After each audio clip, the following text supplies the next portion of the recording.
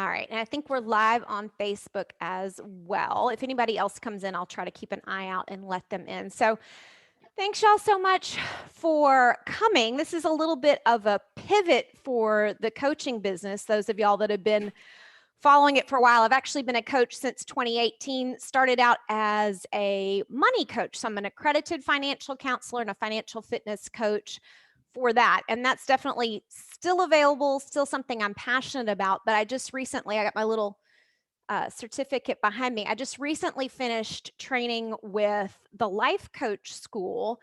And I had no intention of doing anything with weight, but the founder of the school is a weight coach. That's how she started her business. And her stuff is so good. I started last July, just kind of like consuming all the materials, watching all of her training. And I've lost about 40 pounds since last July. So I was like, this stuff is good. Need to share it. Yeah. Sabrina's doing the dance. Like, yeah, tell me all the skinny secrets. So I'm like, yeah, this is good. This needs to be shared. We need to know, because not everybody, but a lot of us had maybe a little stress eating during the pandemic. I know I specifically remember a moment early on where I thought, if we're all going to die, I'm going to eat the cookie. Like, I don't want to go out having skipped the cookie. I don't want to get to the pearly gates and be like, I should have had one less cookie. So, all right, I'm going to go ahead then, if I can figure out the technology and share my screen, because I have slides. That background in IT, we have to have PowerPoints, but I'll try to keep it interesting anyway.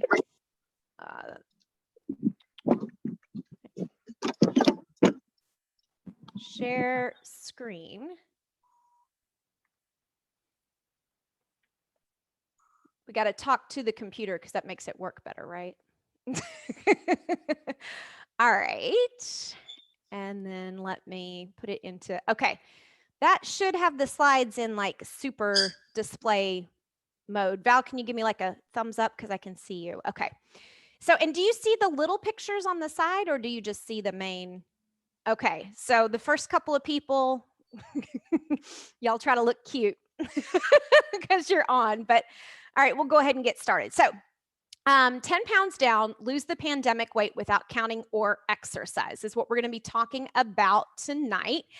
And I will say, if you're doing counting and you're doing exercise, that's not going to hurt anything. You know, if something is working for you, keep it going. I'm not anti anything that anybody is loving or getting results with, but I didn't do really either of those things. We take daily walks probably 5 out of 7 days a week, but it's more of a stroll. So I didn't like bump up my exercise to lose weight. I just kept doing what I'd been doing.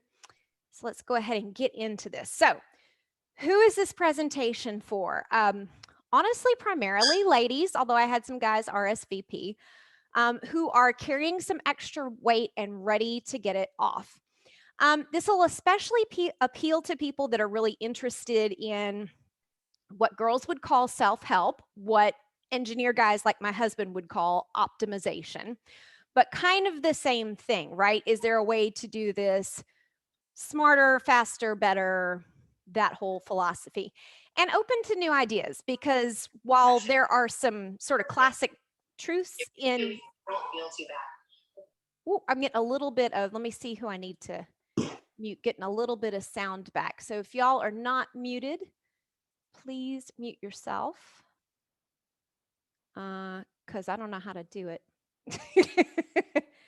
It's stopped, so if it happens again, I'll figure that out. But anyway, all right, so open to new ideas, because so, you know, there's some classic ideas, right? It's really about eating less than you have been eating in a lot of ways. A lot of this is kind of classic ideas, but a lot of it's new as well, because I really believe most of us know what to do. Like, we all kind of know.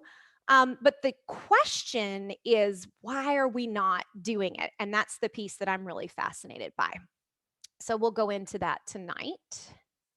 All right, so what you're going to learn, we're going to touch on these real quickly because I've only got an hour, but we'll get some information. So if your weight went up during the pandemic, some theories as to why that hopefully will resonate with y'all. The true cause of the problem, in my opinion, a lot of it goes down to a lack of understanding about how the brain works. So we think, oh, I personally am bad, broken, wrong, weak, when in fact it's like you have a human brain. We all have human brains. They have certain little quirks that you have to learn to work around. And so that's a lot of what I teach about. I also have a proprietary framework to help you change your mindset to get the weight off. We're going to talk about how to lose the first 10 pounds. And then from there, of course, rinse and repeat, right? You can keep going to get down to whatever your goal weight is if you have more than 10 pounds you want to work on. And of course, this is applicable for non-pandemic weight as well. I just find that a lot of people are kind of joking about the COVID-19 and everybody's trying to get back into their work pants now, right? You got to put away the Zoom top, pull out the work pants. And a lot of people are having some unpleasant moments as they do that.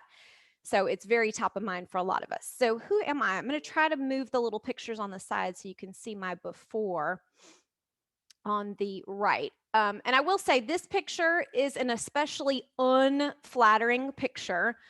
I don't usually look that bad, but I was that heavy. So that's before I moved to Florida. I lost about 10 pounds when we moved down here just because of the shock of the heat, I think. But that was a before, a worst case scenario before. So I like to joke that my business is kind of the obedience school for brains, right? We figure out how to get your brain to behave, to mind. It's just like a puppy, right? We kind of have to work with how it wants to work, train it, get it working the way we want it to, working for us instead of against us. And for the last several years, I've really been fascinated with the root cause of our bad behaviors and also with how we change, right? How do you stop a bad behavior kind of transition and how do you start a good behavior? Because if you can figure that out, it's like the secret to the universe, right? Because if you figure this process out for weight loss,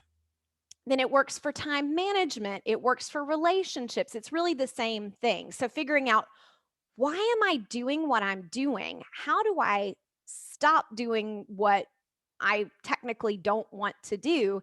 And how do I start doing the thing that I think is going to get me where I want to go? I already told y'all about the certification and my personal experience. So I'm actually going to stop sharing just for a second. Okay, I just wanted to make sure there was nobody waiting to be let in. So let me share. Okay, so that's kind of a little about me. So 2020, this is a very broad question. 2020, WTF happened? So I am curious for y'all if you'd like to unmute yourself, turn on your camera, or just type in the chat. I would love to hear from y'all kind of, WTF happened in 2020, and you can answer that question broadly, but obviously, since our theme today is weight loss, what happened with your weight over the last year? I told y'all my story of thinking if we're all going to die, I might as well eat the cookie. And my weight going up, but I'm guessing I was not the only one. So let me flip back over so I can see y'all. I see Sabrina's actual hand. So let me share. Oh, okay. Yeah. And you unmuted yourself and you're on camera. So Yes. you know how to do it. Good job. Hey. Well, for me, what happened was isolation caused a small circle of my friends for us to get together. And since we wasn't mingling with other people, it was just us. And when we got together, we started drinking. I have never drunk so much in my life, and we have a great time. So, but when I drink, I have to feed my alcohol. And we had great food, party food, just hanging out on a Wednesday or a Monday. No, we got to go to work the next day. But that's what happened to me. I started drinking and hanging and having weekly get out of the house so we can pretend we're normal. during the pandemic. Yeah, yeah, that makes sense. So, and Yeah. you can't, there for a while, you couldn't go bowling. You couldn't go, do the little, the places where they do the craft, like everybody paints the same sunset. You couldn't do any of that kind of stuff. Right. So, what could Right. you do? You could eat, you could drink, you could try to forget your problems. So, yeah, it Yes. makes Yeah. sense. Anybody else willing to share?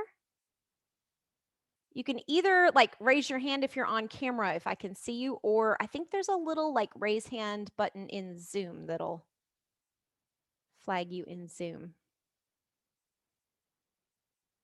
Somebody's saying ditto on the booze. Yeah, it's going to be difficult for some people going back to an in-person office. I'll share a little bit. Hey, Lisa. Hey. Um, Hi. Okay, so I started doing Pilates before the pandemic hit and got into it, and then of course they shut down for like 2 months, and we were lucky they got reopened pretty quickly because hello Texas. I think we reopened the gym reopened in June with social distancing and everything, but I had nothing else to do. I worked from home on a really really loose schedule, and so I went to the gym almost every day for at least an hour, sometimes two classes. So I was getting after it. My weight went nowhere. I built a lot of muscle, which is Mm-hmm. good. Yeah. But I also was getting together with my little group of neighbors and drinking and eating and hmm um and that never really has stopped. I live yeah, I live downtown and it's just bad. So yeah, I mean, mine I think is an eating issue, and it always has been. But I would think that with the exercise, and also we get together, we walk about 2.5 or 3 miles every morning, a stroll. Yeah. But Yeah. yeah, yeah. So I think that the eating and the wine probably have something to do with it. Yeah. But So this is not a weight loss tip. This is the opposite of that, but it sounds like the Texas people and the Arkansas people need to like have a little meetup in Texarkana, and sounds like y'all would get along. it's been an interesting year. So, and I'm still home officing, and I joined a small firm that just started, and we don't have an office yet, and probably won't for a while. And so the kitchen is literally 5 feet from where I'm sitting and doing my work, which is a problem. So, Mm-hmm. yep, that's me. Yeah, that makes sense. Thank you. Anybody which else is want to share real which is quick? why I'm in Oh, tie did I cut dye. you short? Go ahead. Oh no, I was gonna say this is why I'm in a tie dye T-shirt at 5 o'clock in the afternoon on a work day. So, Everybody's got their Zoom tops. I realized all of my clothes were like cute pattern skirts and like a plain top. I'm like, I got to get some Zoom tops. All right. Anybody else? I don't see anybody, so I'll move on. See if I can re-share. There we go. So we talked about that. We talked about that. Here we go. Okay, so what happened? You guys didn't talk about the bad stuff. You talked about the good stuff, but Lindsay did specifically mention disruption to the positive habits there at the beginning, right? Things are closed down. A lot of people had a good gym habit and it got broken even when the gym reopened. A lot of people didn't go back right away, maybe haven't gone back at all. So a disruption to the good habits. And then what nobody talked about too much, maybe kind of indirectly, was there was a lot to feel bad about. And for a lot of us, bad feelings lead to bad habits, which is what I'm going to talk about next. So, why is that? Why do we develop? And there's lots of reasons, but the one I'm going to talk about today, as far as why the bad feelings led to the bad habits. As a society, as a whole, we believe that an external stimulus is the way to improve or shift or change our internal state. That, and you see this reinforced on TV and in movies all the time, right? Like something really upsetting happens and the character says, "Oh, I need a drink." Or the upset person, the not upset person brings the upset person a drink, right? Like this will make you feel better. And again, sometimes it does it first, but after the second one for me, it's usually all downhill from there. But we do this with food too. And a lot of times it's not as obvious because I have never thought of myself as an emotional eater. But if you want to find out whether you are a secret emotional eater, then take the food away. Not completely, but if you say, I'm going to have, I don't know, like a set meal plan for lunch and for dinner, and then you're not allowing yourself snacks in the afternoon, you might not have bad feelings until you aren't able to eat, right? Like you might be an emotional eater in the sense of the bad feeling is not like something that happened from childhood. Sometimes the bad feeling is how you feel when they take your, afternoon Snickers away. So food can be a way that we use something from the outside to change how we feel on the inside. Shopping, right? If you've ever heard the term retail therapy, that is exactly using something from the outside to change how we feel on the inside, which is why to me, the money and the weight go together a lot more than you would think. Procrastination, right? We think, ugh, I don't really feel like doing that. Let me go do this other thing that'll be fun. Netflix, whatever. And then a really sneaky one is controlling the behavior of others, right? If we could just get our husband to behave. Yeah, somebody's saying Amazon is retail therapy. All the Zoom tops I was telling you all about, Zoom tops came from Amazon. It became a problem. My husband's like, what's going on with the Zoom or with the Amazon van, like frequent flyers? We're trying to shop more locally again now. But even trying to, right, like if I could just get my mom to act this way, if I could just get my husband to put his socks in the dirty clothes basket, we definitely as a society believe that controlling the behavior of others is a good way to feel better. And if it worked, it probably would be, but I haven't had much success with it. So that's the first reason. Another reason that we tend to develop bad habits when we have bad feelings has to do just with the wiring of your brain. So, I'm not a neurologist or anything along those lines, but from the reading and the studying that I've done, there's definitely, sort of our primitive brain that we share with a lot of other animals, and it wants immediate benefits. So there's sort of this motivational triad where it wants to move toward pleasure, right? I want to eat the cookie, move toward pleasure, away from pain. I don't like how it feels when I don't eat the cookie. So I'm going to move away from that. And it doesn't want to put forth too much effort. It's like we should probably conserve our energy. It's not safe outside the cave. Like, let's just lay around, watch Netflix, and eat cookies, and that will make us feel better. And it becomes, kind of this war between your primitive brain and this, your software upgrade, your neocortex, that frontal part of your brain that's kind of our, right? That's the iPhone part of your brain that's like the newest, best technology. This part of your brain is in charge of planning long-term goals. So this part of your brain decides we should lose weight. This part of your brain decides we should have a cookie. Right? It's like in cartoons, the little angel and the little devil, they're kind of arguing with each other. And I was actually reading, I got to figure out which book this was in. So it was really fascinating. They've done some studies because they don't really know like consciousness, the brain, how that all works. But the theory is that the different parts of your brain kind of have their own consciousness and give rise to their own thoughts, but they all sound the same to us internally. So that primitive brain and that prefrontal cortex, they all want, they all sound like me. So the me that wants the cookie and the me that wants to lose 20 pounds, like, are going to constantly be in conflict. So we think like, oh, I must have no willpower. I must be weak. Like, no, you've got a human brain. It kind of stinks, but it's totally normal. Like we're just like in the midst, just like with software, with me coming from the IT background, like you got the new release, but there's some code from the old release that's still in there and they don't always agree on what you need to be doing. The third reason that we get a lot of bad habits is engineered desire.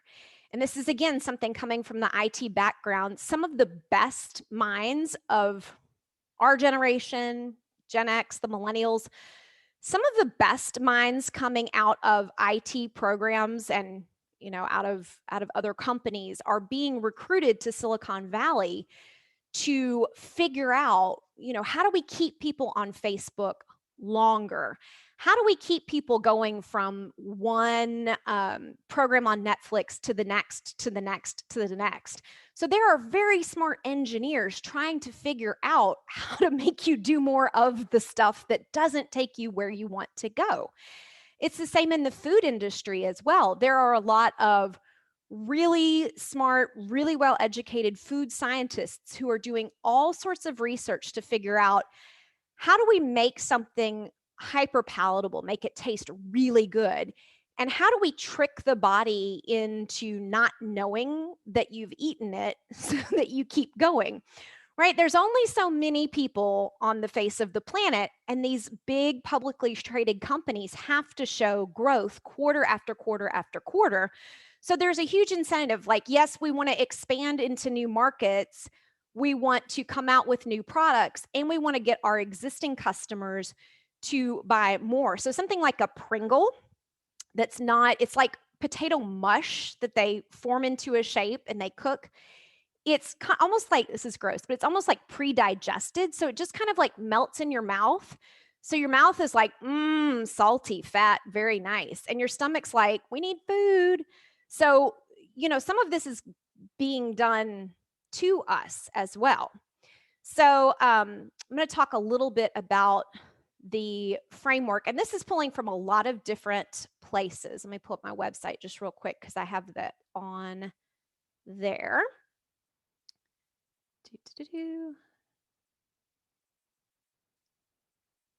So these are kind of the first three pieces of it. Re-share.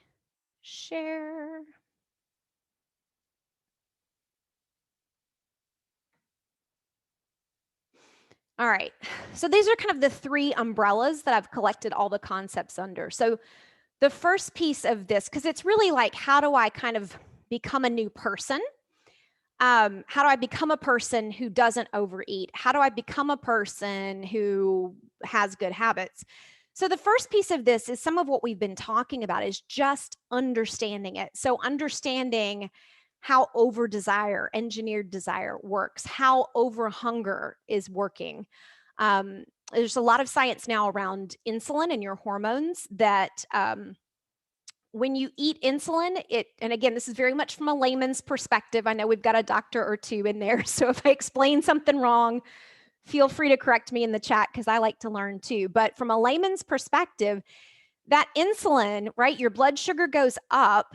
The insulin is like, oh, this is a problem, too much blood sugar. Let's store it as fat.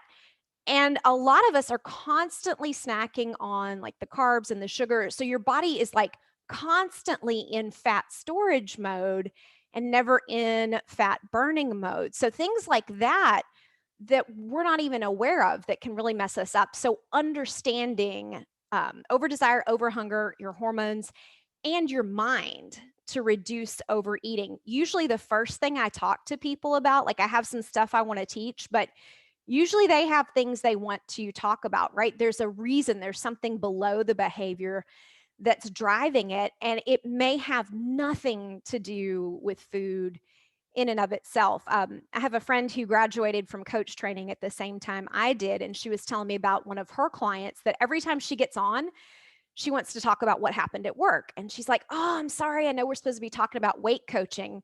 And she's like, no, it's all the same thing. Because if you are unhappy at work to the point where like you keep telling me about it because it's top of mind, a lot of times one of the ways we try to get to homeostasis. We try to make ourselves feel better, like bad day at work, eat the cookie or whatever your thing is, right? It's cake, it's maybe healthy food, but just too much of a portion of it.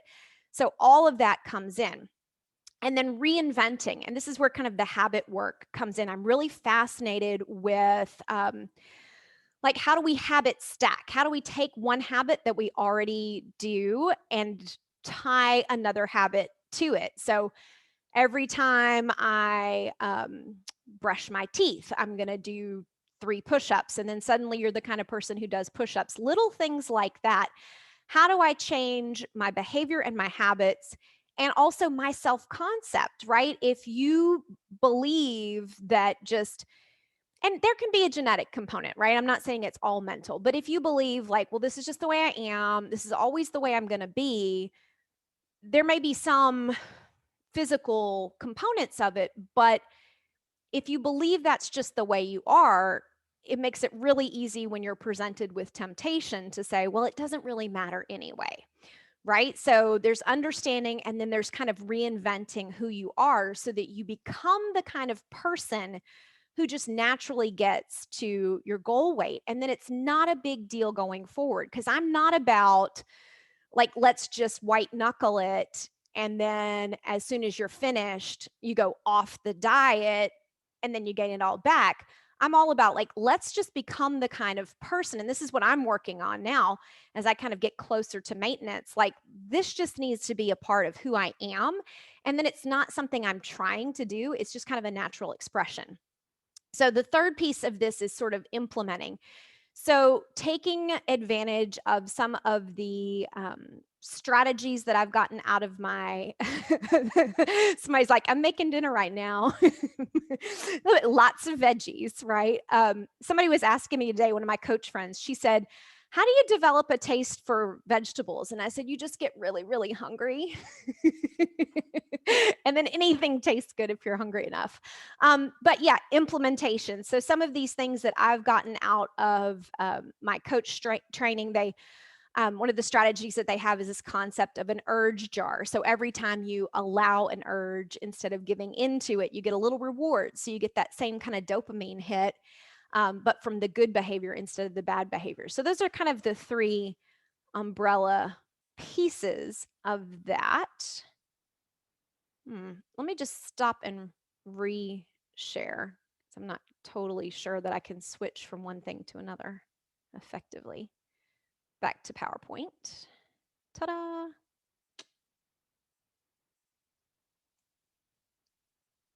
All right.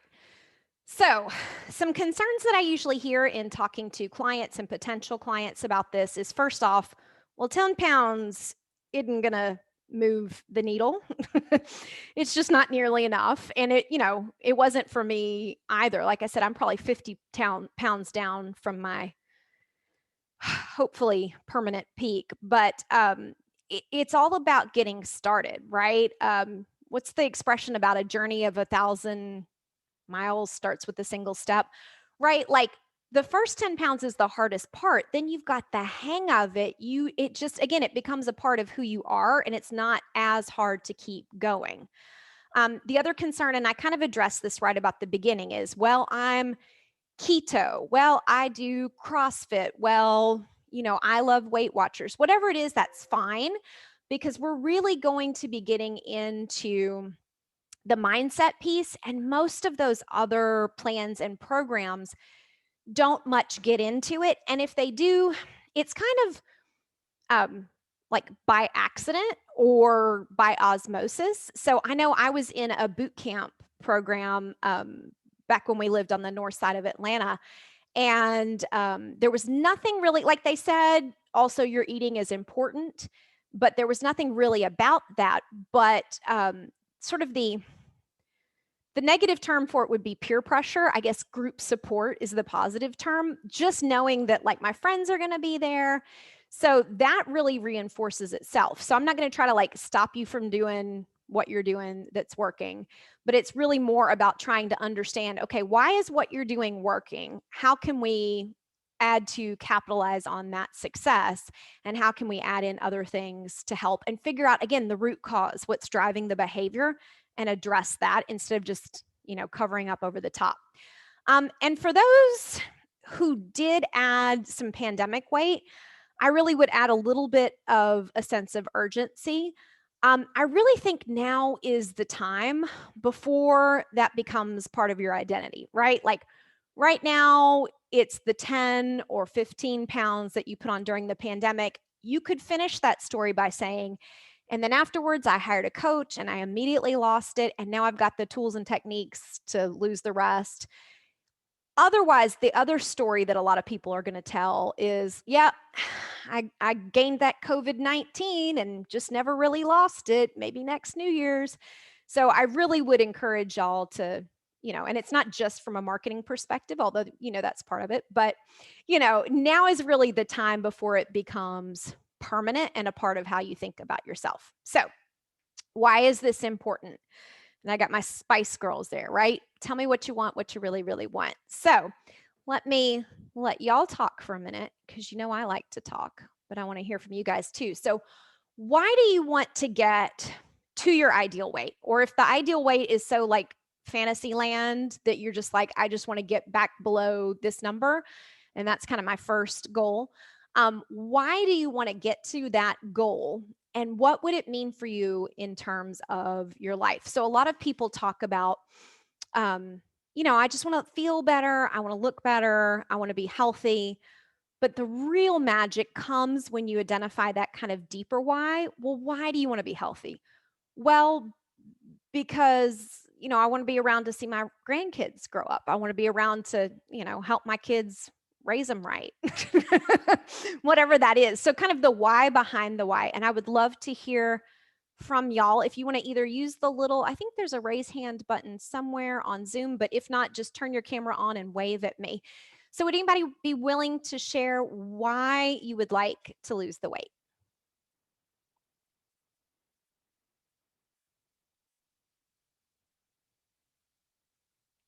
Sandy, is your hand up? Okay, yeah. Go ahead. I want, for all the reasons that you said, obviously, to be healthy is always number one. We've learned, through COVID that, being healthy before COVID made a big difference in people surviving or not surviving because of other issues that they already had. I just know for myself, when I can look in the mirror and I think I look good, then the world sees me looking better. Mm-hmm. And it changes my mindset for the day. Just puts me in a happier place. I feel better. My mind is clear and I'm more productive. Yeah. So Post true. it. I don't have to keep shopping. That's always a plus. Mm-hmm. Yeah. Yeah. Because, at some point I'm going to say like, hey, if you want to pay me money. And so I'll just put that in there, right? Like you're going to be paying some money anyway. It can be to me or it can be to Jeff Bezos to bring you some new pants. Right. Yeah, I have a variety of sizes in the closet I can go from, which I'm sure most people, you have your skinny clothes through your fat clothes and you keep going back and forth in the closet. So yeah. Let's see if we can put a stop to that. yeah. All right. Anyone else like to come on and share?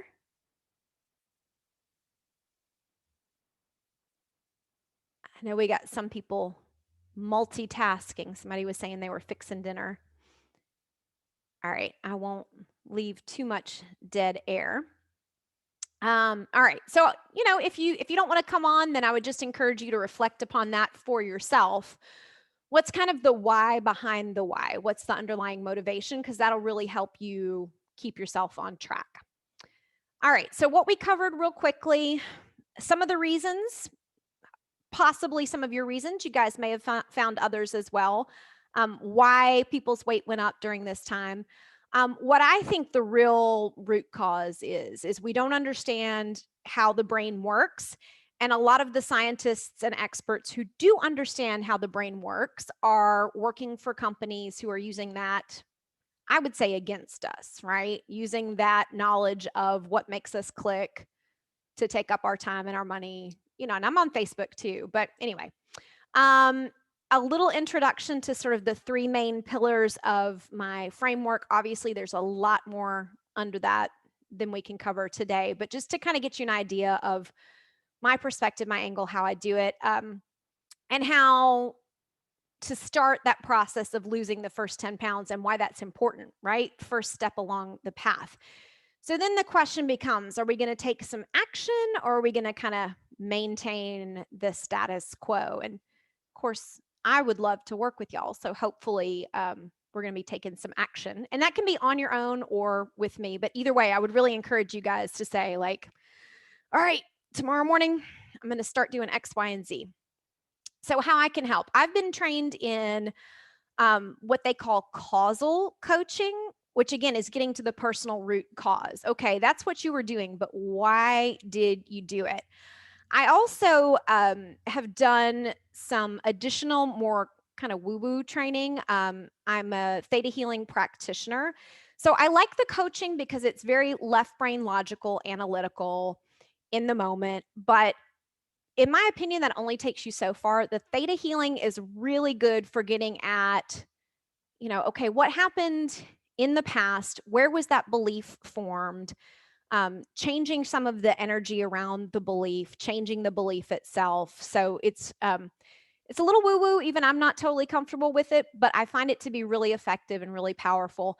And then again, like all the habit work that I talked about, how do we take a tiny habit? This is what some of these books are up behind me: Tiny Habits, Atomic Habits. I have a friend who says, oh, good, you've read all the habit books so that I don't have to, because I find them really boring.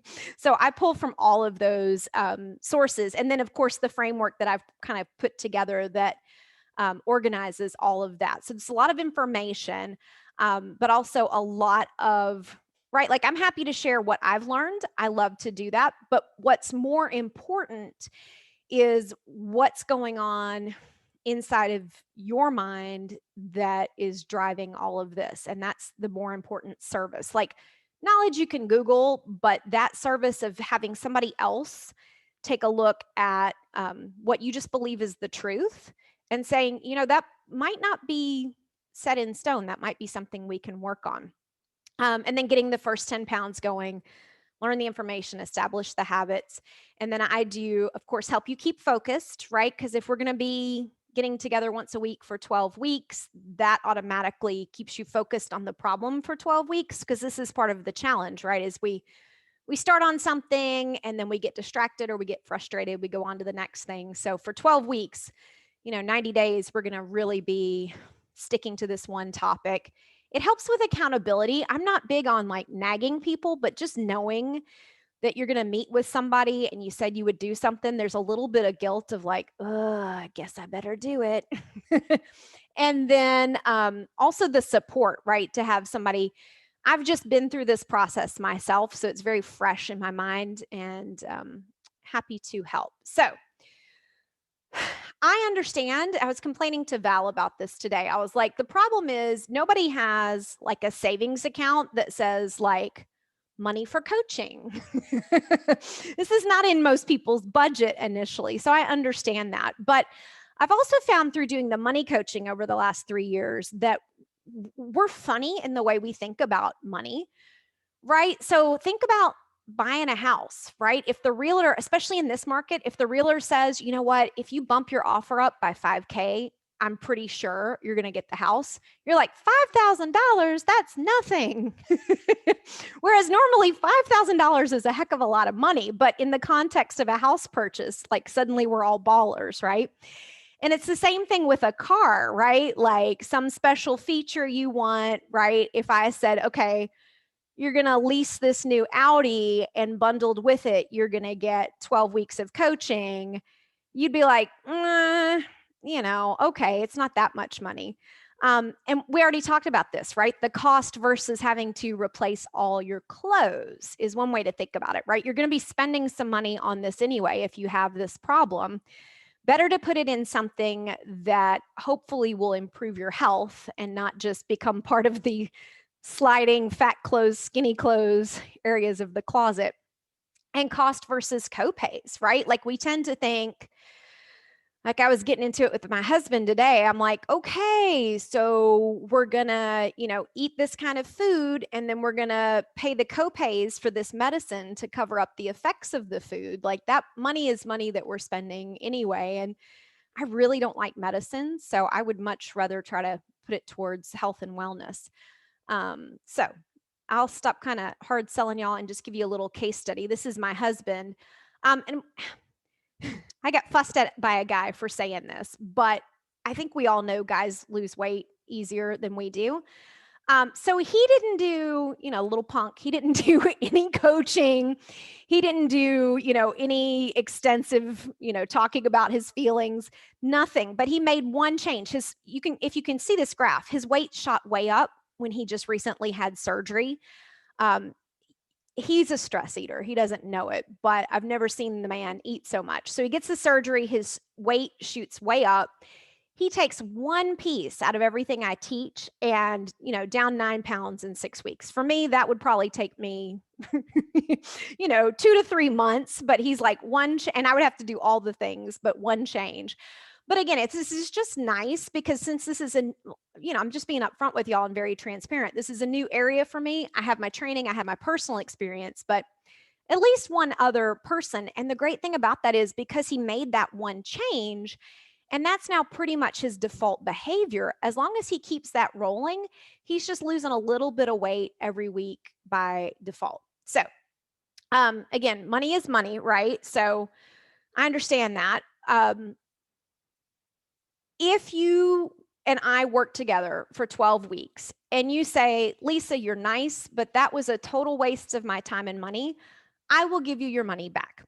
So, I know you still got to find the money in the budget. You still got to find the room on the credit card, but I'm not confident that this is really valuable. This is going to help you in more ways than one, right? You're going to see this ripple out into relationships and how you think about other areas of life. So to work together for 12 weeks, $597, and that's the link if folks want to go out and pay, or you can split it into 4 payments of $150 each. And like I said, if at the end of the time, like we do the 12 sessions and you're like, it's been real, it's been fun, but this was not worth it, I'll just give you the money back. Because honestly, I don't want people out there like not happy, right? Hey, Lisa, are we supposed Yes. to see something on our screen right now? Oh, yeah. I went Okay. back to slides. I don't see anything. So, okay, there we go. Thank you. You're welcome. So did you see the Spice Girls? Yes, we saw Spice Girls. Oh, I think good. when you're talking about your husband, I don't know if there was a slide for that. Yeah. We didn't see that. Thank you. Okay, we got the Spice Girls. That's the same picture from earlier. That's me. You know what I look like. So yeah, so here you got, can you see it now? Val? Yes, we can. Okay, yeah. So this big spike is when he was at home for 6 weeks with surgery, not stress eating. I was like, dude, I think you're stress eating. He's like, no, I'm not. I'm like, what's up with the peanuts? I was just hungry. Okay. So yeah, that big jump up is from the surgery, and then we made a tweak and it started coming back down. So, yep. And then this is the link. And again, like by now, you guys, everybody I think has connected with me on Messenger. So if you need these links, if you have questions, if you want to get together one-on-one for free and just kind of like, I know I went through this really fast. If you're like, I still don't get it, what do I get? I have questions. Email me if you've got my email address, connect with me on Messenger. But if anybody wants to say, what the heck, I've tried all these other things, they didn't give me my money back. Let me just try it. So lisaduke.net/first10, or if you want to do the payments, lisaduke.net/payments. So thank you for that. And I'll try to put that. Actually, Val, let me do it because I just took it away. I was going to ask you to do it, but I'll put it in the chat. Does anybody have questions? Oh, that's all caps. It looks like I'm yelling at y'all. So, Lisa, how does it, I guess is it explained on the website what exactly it is? Is it like Zoom chats? Is it is it personal, like one-on-one? Excellent questions, which I should have addressed. So I'll update the slides before I do this again. So yes, what we would do, Sabrina and I are doing this now. What we would do is we would meet like this via Zoom, pick a time that, works for both of us. And it would be one-on-one private, 30 minutes once a week. So, 30 minutes, usually you can schedule it in over a lunch hour, maybe in the morning after work, break in mid-afternoon, mid-morning, but 30 minutes once a week, private, personal, one-on-one coaching. And it's going to be, like I said, kind of a combination of what I've learned, what I've done. But the biggest thing is the coaching, right? Because it helps you see what's driving the behavior. And that's the awareness is really the biggest piece. So did that answer the questions? Yeah. Okay, so the once a week 30-minute sessions, can we still shoot you questions and things like that during the week, or? Yeah, absolutely. Yeah. If you have questions, email, Messenger. I'm not on Snapchat, but I'm on, I'm on all the things that Gen X people are on. Yeah, I'm over 40. I don't do Snapchat or not on TikTok, but yeah, you can email me. You can Facebook Messenger. That's probably the biggest places that I hang out. But yeah, if you have questions, and we kind of go at your pace, right? So if you're like, tell me everything, then we can do a lot of information. If you're like, I'll do anything except give up cake, we can work around whatever. Now, obviously, I think some things are more effective than others. So over time, I try to steer people towards what I think works. But there's no use me saying like, do this, do that, if you're not going to do any of it. So we kind of start with, because again, right, most of us kind of know what the problem is. It's just a matter of, I kind of don't want to do it, or I want to do it, but I can't make myself do it. And figuring out, okay, if we kind of all know what to do, why are we not doing it? But yep, I'm pretty available. I got a thumbs up. All right. Anybody else have any questions? Okay. Let me put my email address in the chat, and then, yeah. So if you have questions, shoot me an email. We can jump on Zoom. We can email back and forth, whatever works. But like I said, if somebody's like, look, that was fun. It was nice to catch up with you, but I'm not happy, then I'll give you your money back. Because I want people to be happy, right? Because that's how I get repeat business. That's how I get referrals. And I'm pretty confident that this will be effective for people. Otherwise, I wouldn't be offering it. But it was such a change for me. Lindsay, you got another question? Yeah, how many weeks is the program? 12 weeks. 12 weeks. Okay. Yeah. Yeah. So, and I'll put that in the chat too, just because I said it fast. That probably should have been on the slides. This is how we get the feedback though, right? It's obvious after somebody else says it. You're like, oh yeah. Leave it to the lawyer to point it out, right? Yeah, she's like, I'm going to need to review the contract, the terms and conditions. Well, and here's the thing, right? Like if I say I'm going to give you your money back and I don't, like charge back the credit card, right? That's the thing. Like I used to work in credit card industry. That was my first job after college. You technically always have the right to charge back. And usually the credit card companies will find in your favor because you're their customer. So just free tip from the credit card industry. I trust you, Lisa. I've known you for what, 10 years? So. Like I'm pretty confident. Otherwise, I wouldn't, A, I wouldn't do it, and B, I wouldn't be calling all my friends because I don't want this to be like, when somebody joins an MLM and all their friends are pissed off for 10 years after. So, all right, cool. If y'all have any other, sorry, what was that? Oh. I was just joking. I was just laughing with you about that. So, okay, I'll let y'all have about 10 minutes back. If you have any questions, you know where to find me. If you want to get started, click on the link, or if the link doesn't work, you have questions, I'm around, I'm available. Oh, I'll put my phone number in here too. And that way you can text me or, heaven forbid, call me. Some people still do that.